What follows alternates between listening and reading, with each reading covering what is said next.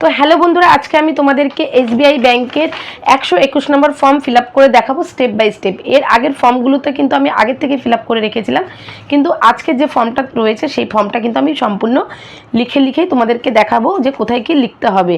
তো ভিডিওটি কিন্তু সম্পূর্ণ দেখবে মনোযোগ সহকারে, যাতে কোনো রকম কোনো ভুলভাল না হয় তোমাদের ফর্ম ফিল আপ করতে। আর এই ফর্মটা কিন্তু এখন সব বয়সের মানুষরাই ফিল আপ করতে পারবে। আগে দুটো ফর্ম ছিল, বাট এখন একটা মাত্র ফর্মেই সব বয়সের মানুষই ফিল আপ করে অ্যাপ্লাই করতে পারবে, যাতে ব্যাংকের এফডি কিংবা আরডি থেকে কোনো রকম ট্যাক্স না কাটতে পারে। তো চলো আমি তোমাদেরকে এখন ফর্মটা ফিল আপ করে দেখাই। তো বন্ধুরা, এটা হলো স্টেট ব্যাংক অফ ইন্ডিয়ার ফর্ম নাম্বার 121। আর এই ফর্মে দুটো পার্ট রয়েছে, একটা পার্ট এ আর একটা হলো পার্ট বি।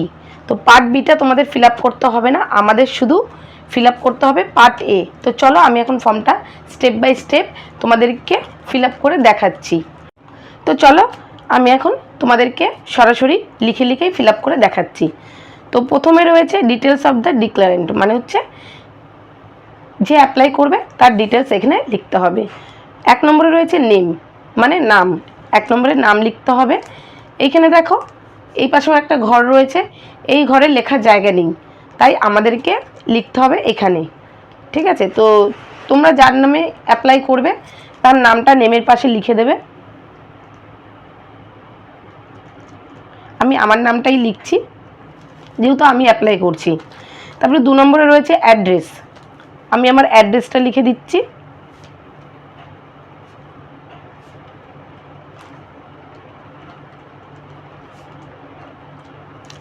তারপরে 3 নম্বরে রয়েছে permanent account number. Permanent account number মানে কি, তুমি ব্যাংকে যে প্যান কার্ডটা দিয়েছো সেই প্যান কার্ডের একটা নাম্বার আছে, সেই নাম্বারটা তোমাকে এখানে বসিয়ে দিতে হবে। তুমি এখানেও লিখতে পারো, এখানেও লিখতে পারো, যেহেতু এখানে জায়গা রয়েছে। তো ধরো আমি একটা প্যান কার্ড নাম্বার দিলাম, মনে করো এটা আমার প্যান কার্ড নাম্বার। তারপরে 4 নম্বরে রয়েছে স্ট্যাটাস, মানে স্ট্যাটাস তুমি মানে সিঙ্গেল করছো না তুমি জয়েন করছো, সেই স্ট্যাটাসটাই তোমাকে এখানে দিতে হবে। কিন্তু এখানে কিন্তু ইন্ডিভিজুয়ালভাবেই তোমাকে অ্যাপ্লাই করতে হবে, তাই এখানে আমাকে ইন্ডিভিজুয়াল লিখতে হবে।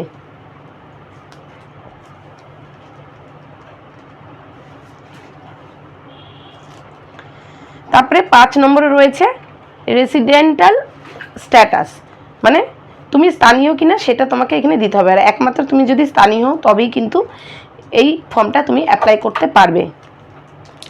তো এখানে লিখতে হবে রেসিডেন্টালের স্ট্যাটাসে রেসিডেন্ট।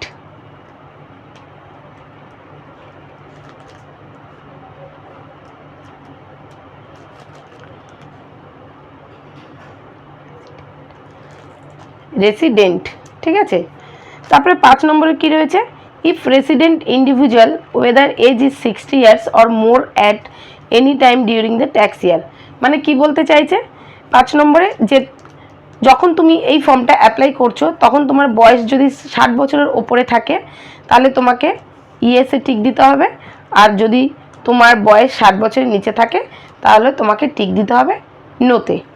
ঠিক আছে, তো আমি নোটাই ধরে চলছি, যে আমার যেহেতু 60 বছরের নিচে সেই কারণে আমি নোটা ধরেই চলছি। তো আমি এখানে রাউন্ড করে দিলাম, যেহেতু আমি নো করে ধরছি, তোমরা কিন্তু কেউ রাউন্ড দেবে না। 6 নম্বরে কি রয়েছে, ইমেল আইডি। যদি তোমার ইমেল আইডি থাকে তো দিয়ে দেবে, আর যদি না থাকে না দিলেও চলবে, কিন্তু দেওয়ার চেষ্টা করবে। তারপরে রয়েছে 7 নম্বরে কন্ট্যাক্ট নাম্বার। কন্ট্যাক্ট নাম্বার মানে হচ্ছে কান্ট্রি কোড। প্রথমে তোমার কান্ট্রি কোড দিতে হবে, যেহেতু এটা ইন্ডিয়ায় বসে তুমি অ্যাপ্লাই করছো তো ইন্ডিয়ার কান্ট্রি কোড দিতে হবে। ইন্ডিয়ার কান্ট্রি কোড হচ্ছে 91। তারপরে তুমি তোমার ফোন নাম্বারটা দিয়ে দেবে, যে ফোন নাম্বারটা হবে সেই ফোন নাম্বারটা তুমি দিয়ে দেবে, 10 অঙ্কের ফোন নাম্বারটা এখানে বসিয়ে দেবে।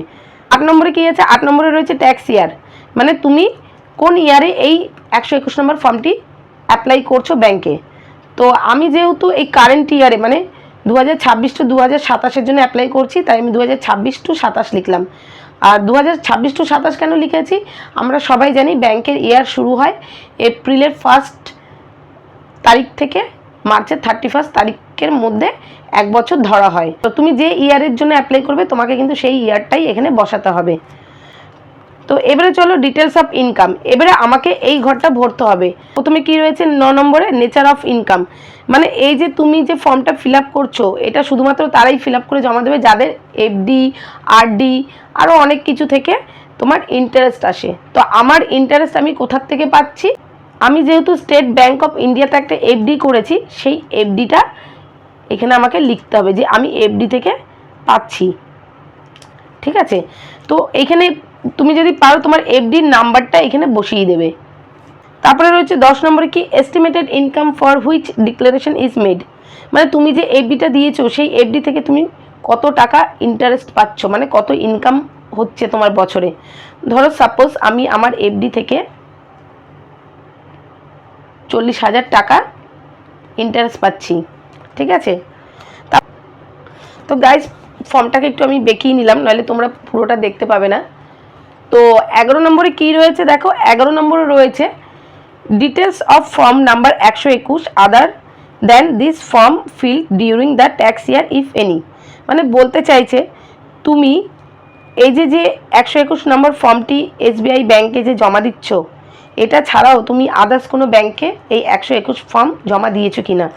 যদি জমা দিয়ে থাকো তাহলে তুমি এখানে ইয়েস লিখবে, আর যদি জমা না দিয়ে থাকো তাহলে নো লিখবে। তারপরে 11 নম্বরে কি বলছে, 11 নম্বরে বলছে total number of form number 121 field earlier, মানে হচ্ছে তুমি যদি আদার্স কোনো ব্যাংকে এই ফর্মটি ফিল আপ করে জমা দিয়ে থাকো তাহলে কটা ফর্ম জমা দিয়েছো, একটা না দুটো না তিনটে, সেই নাম্বারটা এখানে বসাতে হবে। ধরো আমি এখানে আরও দুটো দিয়ে দিলাম, যে আমি আরও দুটো ব্যাংকে জমা দিয়েছি এই 121 নম্বর ফর্ম, তাই আমি 2 লিখলাম।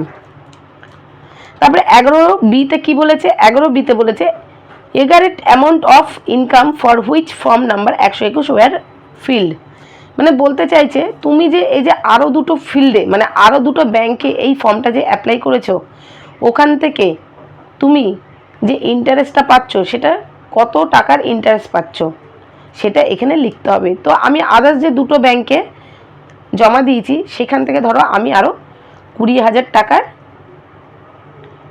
ইন্টারেস্ট পাচ্ছি। ঠিক আছে, এবার হচ্ছে 12 নম্বর। 12 নম্বরে কি আছে, aggregate amount of income for which declaration is made during the tax year, মানে sum of column 10 and 11B, মানে বলতে চাইছে এই যে 10-এর যে ইন্টারেস্টটা আছে, এই যে বলতে চাইছে কি যে 10-এর যে ইন্টারেস্টটা আছে এসবিআই এর, আর 11B এর যে ইন্টারেস্টটা আছে আদার্স যে দুটো ব্যাংকের ইন্টারেস্ট আছে, সেই দুটো মিলে টোটাল অ্যামাউন্ট কত হচ্ছে, মানে কত টাকার ইন্টারেস্ট হচ্ছে। তো দুটো মিলে আমার কত হচ্ছে, এসবিআই ব্যাংকের হচ্ছে 40,000 আর আদার্স দুটো ব্যাংকে 20,000, টোটাল হলো 60,000 টাকার ইন্টারেস্ট আমি পাচ্ছি তিনটে ব্যাংক মিলে। 13 নম্বরে কি রয়েছে, 13 নম্বরে রয়েছে estimated total income of the tax year including the income mention in column 12, মানে বলতে চাইছে এই যে টোটাল ইনকামটা হলো, এছাড়া তোমার ব্যাংকে আদার্স যে ইনকামগুলো রয়েছে সেই টোটাল ইনকাম এবং ইন্টারেস্ট ইনকাম মিলে কত ইনকাম হচ্ছে তোমার সেটাই এখানে লিখতে হবে।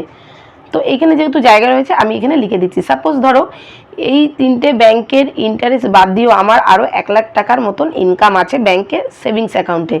তো টোটাল তাহলে 1 লাখ যদি আমার ইনকাম হয় ইয়ারলি, তার সঙ্গে ইন্টারেস্ট যদি যোগ করি তাহলে আমার কত হলো, 1,60,000 টাকা আমার ইয়ারলি ইনকাম।